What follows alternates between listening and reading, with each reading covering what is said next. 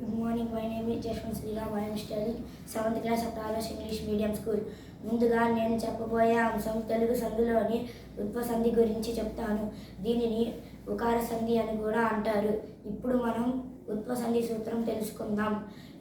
ఉత్తునకు వచ్చుపరం అయితే సంధి నిత్యంగా వస్తుంది. ఉదాహరణ ప్రజలందరూ,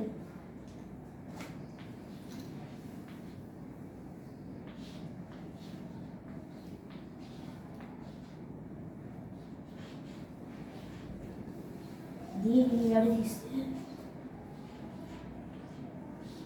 ప్రజలు ప్లస్ అందరూ.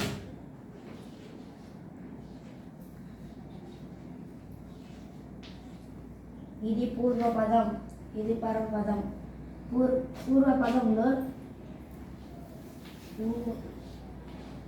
ఊ వస్తే పరపదంలో